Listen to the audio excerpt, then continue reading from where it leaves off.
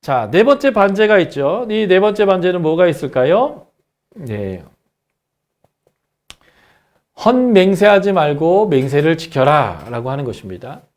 옛날 십계명에서는 서기관과 바리새인들의 의는 이것이죠. 맹세는 꼭 지켜야 한다. 예. 맹세는 꼭 지켜야 된다라는 메시지인데 신약의 예수님의 메시지는 뭘까요? 예, 너희는 맹세를 지킬 능력이 없어요. 우리 인간은요. 그러니까 옳으면 옳다, 아니면 아니다라고 얘기해라. 그러니까 거짓 맹세, 헛맹세를 하지 말라라고 예수님은 가르치고 있습니다. 예. 왜 사람들이 헛맹세를 할까요? 그것은 간단해요. 이 맹세를 해서라도 이것이 꼭 갖고 싶은 거죠. 꼭 갖고 싶습니다라고 얘기하는 것인데 그래서 자기가 갖고 싶은 것을 이루기 위해서라도 수단과 방법을 가리지 않고 하는 행위가 있는데 그게 바로 맹세를 남발해 가면서라도 꼭 하고 싶어 하는 거예요. 그래서 헛된 맹세를 하지 않는 것이 중요한데 그렇게 차라리 맹세하지 말고 옳다, 아니다 라는 식으로만 해야지 내가 반드시 이것을 하고 싶다 라는 식으로 맹세하지 말라는 것입니다. 이게 이제 팔복의 성품과 연관되면 어떤 성품과 연관이 될 수 있을까요? 예. 저는 이것을 아마 의에 줄이고 목마른 사람들, 의와 연관시키고 싶어요. 의. 예. 옳은 것을 추구하는 사람이죠. 옳은 것, 의를 추구하는 사람. 의를 추구하는 것. 그래서 바르지 않는 것을 그래서 바르지 않는 방법으로도 무엇인가 얻으려고 하고 내가 할 수 없는 것을 헛된 맹세를 통해서도 얻으려고 하는 그런 게 아니라 올바름을 추구하는 것. 옳으면 옳은 거고 아니면 아니다라고 하는 선에서 예, 하는 이런 모습들의 성품들이 이것과 연관된 것이 아닌가라고 생각하고요. 그래서 이 행동 강령을 보면 하늘이나 땅이나 예루살렘으로 맹세하지 말라 이렇게 얘기합니다. 내 것도 아닌 것을 가지고 맹세하지 말라고 하고요. 우리는 지킬 능력이 없다는 거죠. 예. 그래서 지나치게 맹세하는 것은 그것은 악으로부터 나쁜 의도로부터 나쁜 생각으로부터 그러한 지나친 맹세가 나온다는 거예요. 그래서 제가 하나님 나라의 성품은 이것과 연관된 것은 의가 아닐까라고 생각합니다. 그래서 의를 추구하는 사람들은 과하지 않고 온전한 그 중형의 도를 좀 지킬 수 있겠다라고 볼 수 있겠습니다. 자, 다섯 번째를 볼까요? 반제인데요. 눈은 눈으로 이는 이로 갚으라고 너희가 들었으나 라고 하는 것입니다. 예. 이게 이제 십계명과 서기관 바리새인의 의로 보면 죄의 대가는 반드시 치러야 된다라고 하는 그 메시지와 연관이 있죠. 근데 죄의 대가를 치를 때에 어떤 사람이 너의 눈을 해였는데 그 사람의 신체에 눈 외에 뭐 다리도 또는 생명까지도 눈 이외에 눈까지 포함해서요. 과하게 처벌하면 안 된다는 거예요. 그래서 여기서는 동해무복복이라 해서 최소한 그가 잘못한 만큼만 그에게 벌을 줘야 된다라고 하는 이런 좀 소극적인 의미가 여기에 담겨 있는데 예수님의 완성적인 해석에서는 그 처벌에 포커스를 두는 게 아니라 오히려 선으로서 악을 이기는 방법들을 제시하고 있습니다. 악한 자를 이기는 방법은 악이 아니라는 거예요. 그래서 죄를 끊어지게 하는 것은 죄가 아니라는 거죠. 그래서 우리 아버지의 원수를 내가 원수를 갚으면 또 그 사람의 또 자녀가 나에게 원수를 갚아야 되는 원수는 원수를 계속 반복하게 되게 되고 그 보복과 보복은 미움으로 가게 되기 때문에 예수님은 오히려 반대 정신의 삶으로 살아나가는 삶을 요청함을 통해서 선으로 악을 이기도록 하게 하셨다는 거예요. 여기서 이제 우리가 잘 아는 그런 이제 말씀이 나오는 거죠. 다른 사람이 나에게 대하는 대로 그대로 동일하게 대하지 말고 오히려 선으로 그 일들을 대하는 게 필요한데, 누가 너의 오른뺨을 쳤어요. 그러면 더 때리도록 왼뺨을 돌려대는 것. 이것은 일종의 선함으로, 온유함으로 이 악을 대항하는 그 의로운 사람의 방법을 하는 것 같아요. 너를 고발하여서 겉옷을 달라고 한다면 속옷도 내어주는 삶을 살고요. 억지로 동행하게 하는 자에게 했다면 더 많이 동행해 주는 거죠. 예수님 시대는 로마의 통치하에 있었는데, 로마의 군인들이 어떤 물건들이나 이것들을 옮길 때 자신의 힘으로 부족한다면 자신이 지배하고 있는 지역의 사람들을 징집해서 자신들의 짐을 지우게 했었습니다. 그런 내용들이 이제 예수님이 십자가를 너무 못 지니까 구레네 사람 시몬에게 대신 십자가를 억지로 지우게 한 것도 사실 이러한 로마 군대들이 갖고 있는 권한으로 한 것인데요. 그런 상황에서 나에게 부당하게 노동을 시키는 것이 오리를 가자라고 하는 것인데, 그럴 때 기꺼이 심리를 가주는 이러한 반대 정신의 삶을 살라고 하는 거죠. 그리고 나에게 구워달라고 하는 사람에게는 오히려 구워줘라, 거절하지 말라라고 하는 것인데, 이 말씀은 신명기 15장 7절에서 11절의 말씀과 깊은 연관이 있어요. 내일 모레가 면제년이어서 내가 오늘 구워주면 내일 모레 못 받는 상황일지라도 가난한 사람이 구우러 온다면 네 손을 오므리지 말고 펴라 라고까지 말씀하시면서 정말 가난한 사람의 필요를 채워주는 삶에 대해서 말하여 주고 있는 내용이 바로 이것과 깊은 연관인데요. 이런 그 해석들을 예수님이 해 주시는 것이죠.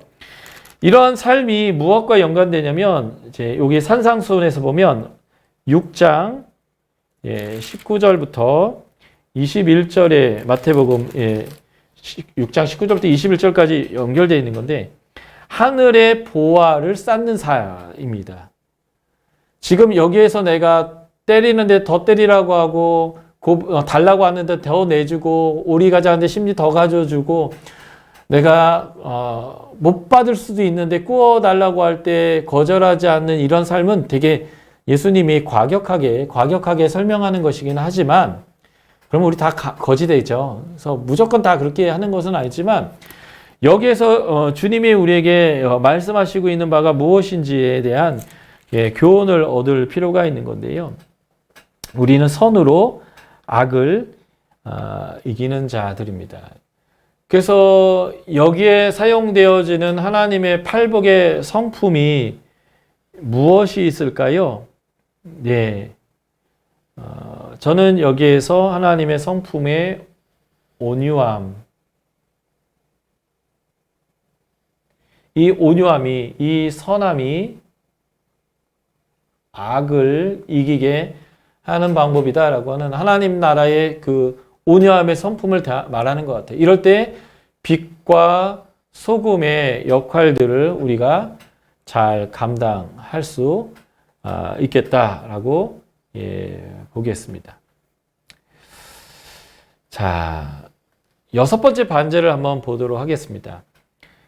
5장 43절부터 48절까지인데요. 내 이웃을 사랑하고 내 원수를 미워하라 했다는 것을 너희가 들었으나, 그래서 구약은 이웃을 사랑하고 원수는 미워하라 라고 이제 명확하게 갈려있지만, 신약의 예수님은 원수를 사랑하라는 것입니다. 그래서 이 원수를 사랑하는 모습을 행동 강령으로 제시했는데, 그게 뭐예요? 박해한 자를 위해까지도 기도하라고 하는 원수를 사랑하는 모습을 오히려 축복의 기도로 이제 하라고 하는 거죠. 왜 그럴 수 있냐면요. 우리 하나님이 해를 비춰주는데 착한 사람과 악한 사람 모두에게 하나님이 비춰주시고요. 비를 내려주시는데 의로운 사람과 불의한 사람에게 모두 내려주시는 이게 하나님의 온전하심인데 우리가 그러한 하나님의 온전하심을 갖는 그런 삶을 살도록 하는 게 하나님의 뜻이라는 것이죠. 그래서 저는 이 팔복의 삶 중에 이게 무엇과 연관되어 있는가? 일단은 긍휼히 여기는 자는 긍휼과 연결되기도 하고 의를 위하여 박해받는 자 오히려 기뻐하라. 하늘에서 네 상이 크다라고 하는 거죠. 그러니까 우리는 우리에게 박해를 가하는 사람에게 의를 통해서 박해를 받는 거기 때문에 하늘에 하나님의 상이 클 것을 가지고 기뻐하면서 오히려 그 죄 짓는 사람에게 향해서 온유함이나 긍휼함으로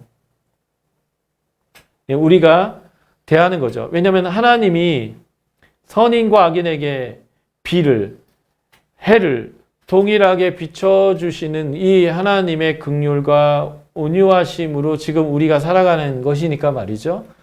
그래서 지금 제가 6개의 반제를 좀 여러분들에게 설명해 드렸는데 이 반제가 다 무엇과 연관이 깊어요? 예, 맞습니다. 8가지의 성품과 관계돼요. 딱 8가지만이 얘기하는 게 아니라 하나님의 나라의 성품이에요. 그것이 하나님의 성품이고요. 그 성품 때문에 우리에게 구원이 주어졌어요. 그래서 우리가 새로운 피조물로서 예수 그리스도 안에서 새로운 피조물로서 새롭게 창조되어진 하나님의 구원받은 거듭난 사람들이라고 한다면 우리에게 바로 이러한 8가지의 그 팔복에 나와 있는 이 성품을 가지고 사람들과 관계하고 돈을 쓰고 권위가 있다면 권위를 사용하고 결정하고 행동하는 것이죠. 이런 것들이 율법 안에 이미 다 가르쳐져 있는데 그 율법은 굉장히 협의한 좁은 의미로서의 해석들이었다면 이제는 이 8가지의 하나님 나라의 성품을 가지고 사는 사람들은요. 다른 사람을 대할 때 마치 하나님이 우리를 대하는 것처럼 우리가 다른 사람을 이제 대할 수 있는 삶으로 나아가게 된다는 거죠. 그러므로 구약보다 신약의 하나님의 백성이 도덕성이 훨씬 더 높아요. 왜 그럴까요? 구약의 사람들에게는요. 구약의 사람들에게는 성령님이 없었습니다. 구약에서는 왕, 제사장, 선지자 이런 사람들 소수의 사람들만이 성령을 받았어요. 그래서 이 소수의 사람들이 받았던 성령의 이 내용들이 신약에 오면 모든 육체에게 이게 남자와 여자의 구분이 없고요. 주인과 종의 구분이 없고요. 늙은이와 어린 자녀의 구분이 없이 모두에게 하나님의 은혜가 주어졌습니다. 그래서 우리는 성령 안에서 성령의 열매를 맺히게 되는데 이 성령의 열매들이 바로 팔복에 나오는 성품과 연관시키면 되고요. 우리는 그래서 훨씬 더 하나님의 성품을 가지고 이 하나님의 나라의 가치를 드러내는 삶을 우리가 살 수 있게 되어진다는 거죠. 그래서 이 성품을 갖고 살아내면 소금의 맛이 나게 돼요. 아, 기독교인들 참 맛깔나네. 참 좋네. 그리고 우리가 감추려고 하고 내가 예수 믿는다라고 말하지 않아도 사람들이 너 예수 믿는구나. 내가 딱 알아봤다라고 얘기하면서 우리의 선한 행실로 인하여 하나님이 영광이 되게 되고 그걸 통해서 하나님 나라가 이제 확장되어지게 된다라고 하는 것이죠.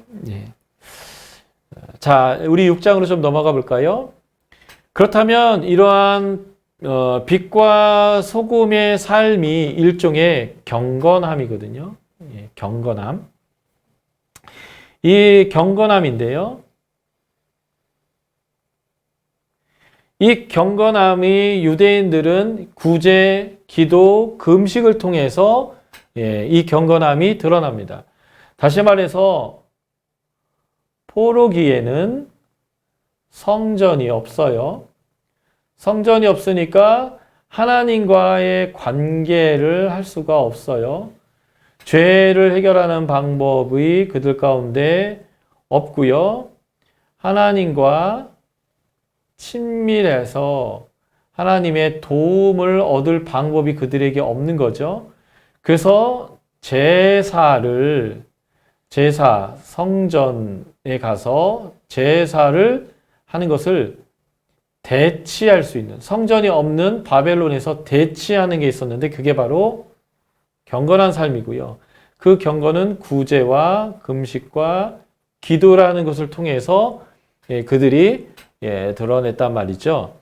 그래서 그들에게는 하나님 앞에서 내가 하나님과 관계할 수 있습니다. 이게 이제 의롭다라는 건데, 의로울 수 있는 방법들이 이러한 경건의 모습을 통해서 드려진 것이죠.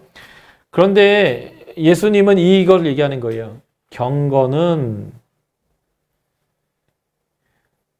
종교적 행위로 드러나는 것이 아니다라는 거예요. 그래서 보이는 것으로 경건을 드러내는 게 아니라 하나님과의 관계를 통해서 경건이 드러나야 한다는 거예요. 그러니까 사람에게 보여서 사람들에게 나 경건하다라는 것을 드러내는 게 아니라 은밀한 곳에서 하나님에게만 보이도록, 그래서 하나님과 나와의 관계에서 하나님과 나는 의로운 관계, 친한 관계다라는 것을 하나님과의 관계로 끌어가야 되는데, 종교적인 보이는 행위로서 이것을 하면서 자신을 경건하다고 생각하는 착각을 버려라 라고 하는 것입니다.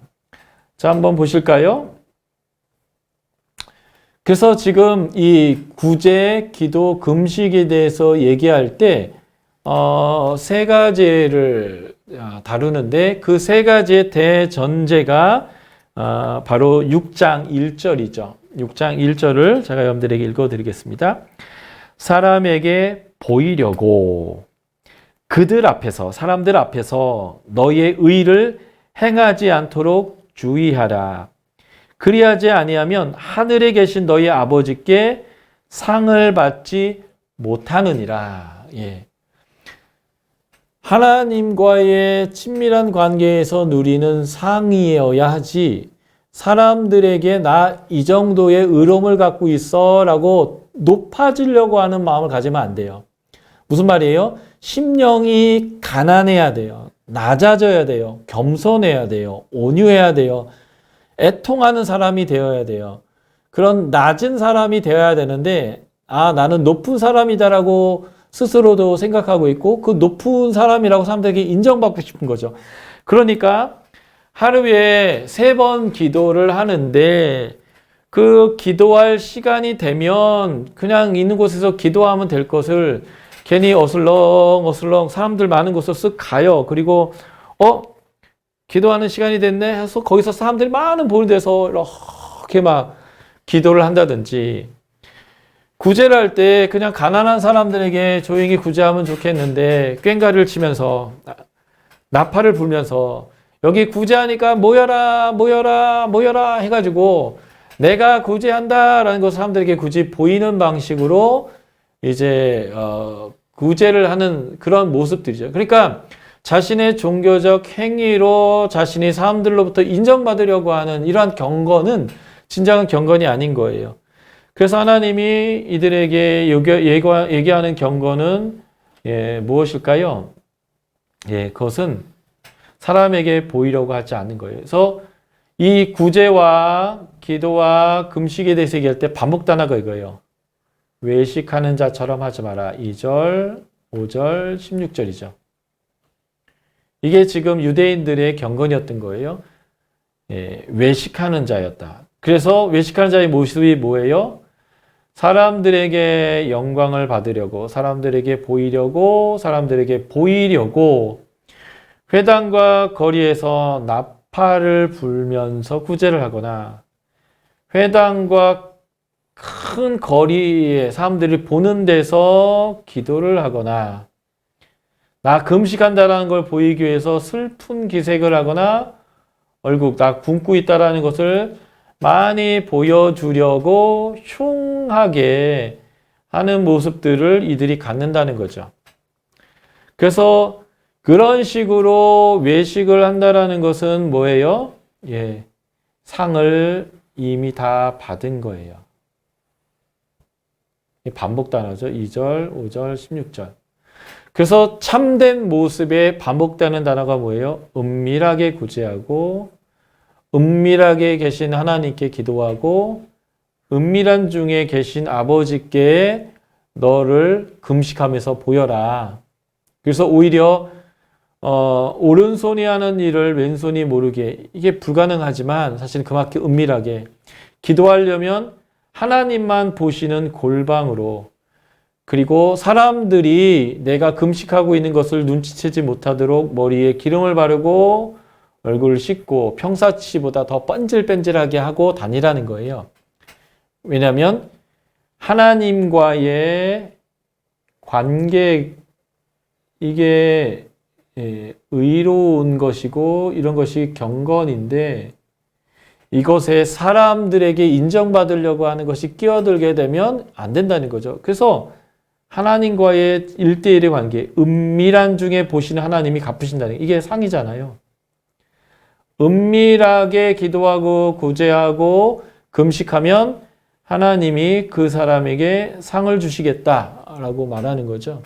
그러므로 진정한 경건은 무엇인가?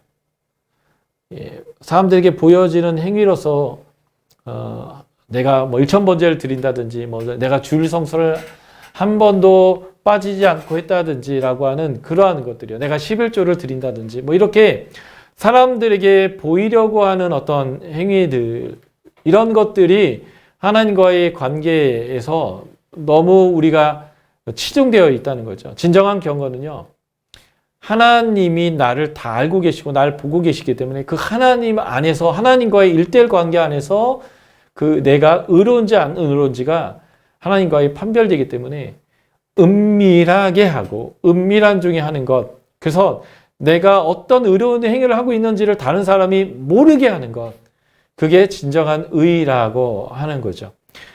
그런데 내가 모르게 해도 사람들이 알아요. 그리고 내가 보이게 해도 그 사람의 속을 사람들이 안다고 하는 것이 참 놀라운 일이죠. 그래서 은밀한 중에서 하나님과의 관계를 이제 풀어나가는 그런 것이 참된 경건이다라는 것.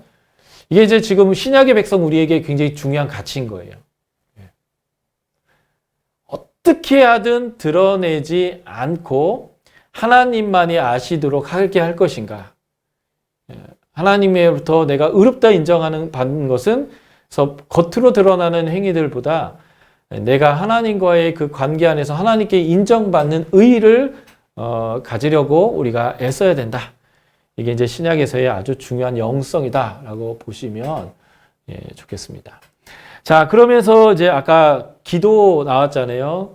금식, 기도, 구제 중에 이 기도에 대한 부분들이 이제 연속이 되면서 우리가 잘 아는 주기도문이 여기에서 이제 가르치게 되어지는 거죠. 이 주기도문에 대해서는 우리가 너무 잘 알기 때문에 좀 간략하게 설명드리면요. 우리가 누구에게 기도하는 것인가? 은밀한 중에 우리의 기도를 들으시는 하늘에 계신 우리 아버지께 우리가 기도하는 거죠. 근데 우리가 사람에게 듣는 기도에 너무 집중하는 게 아닌가 싶은 거예요. 그래서 유창한 기도가 중요한 게 아니다. 그런 거죠. 좋은 수사어구와 시적인 비유절을 사용하고 유창하게 하는 기도가 아니라 우리의 은밀한 가운데서 우리를 보시는 우리 하나님이 듣는 기도, 그런 기도가 될 필요가 있고요. 그 기도의 내용은 크게 두 가지죠. 첫 번째는 하나님의 뜻을 위한 기도고요. 두 번째는 우리를 위한 기도입니다. 우리를 위한 기도인데요.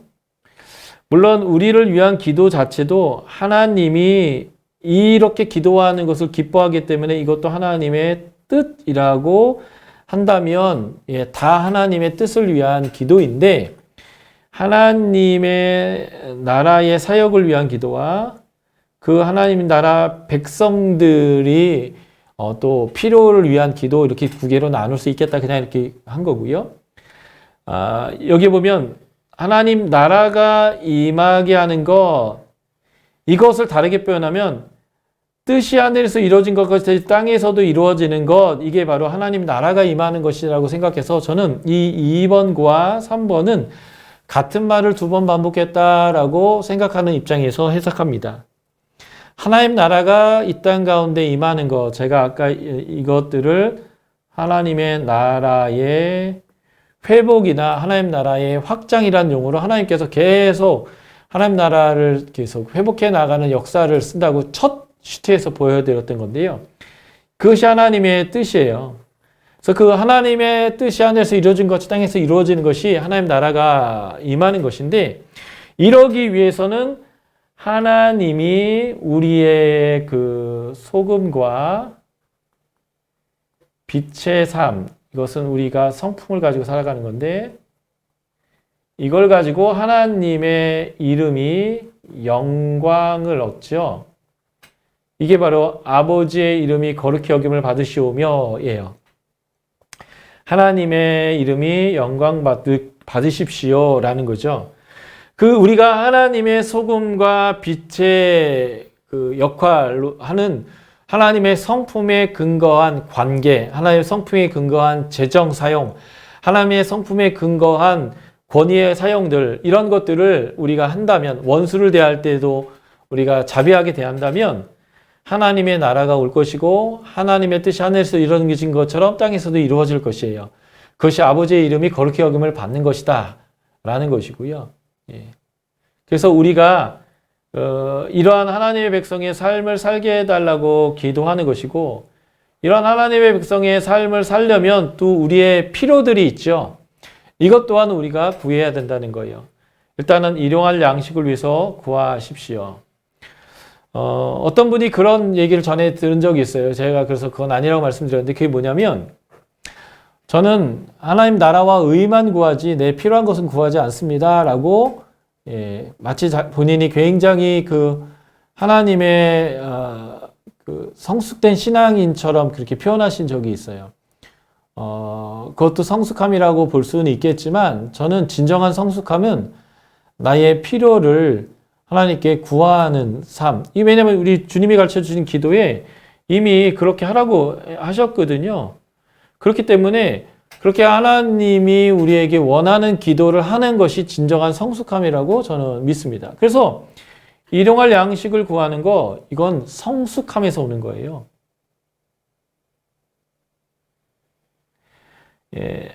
하나님이 우리에게 공급하여 주시잖아요. 우리에게 공급해 주시는 하나님에 대한 믿음을, 우리의 믿음을 표현하는 것이기 때문에 저는 이게 성숙함이라고 생각해요. 나의 필요를, 내가 원하는 것을, 내가 갖고 싶은 것을 하나님께 구해야 합니다. 그리고 우리의 죄를 사하여 달라고 기도합니다. 분명히 예수 그리스도의 단 한 번의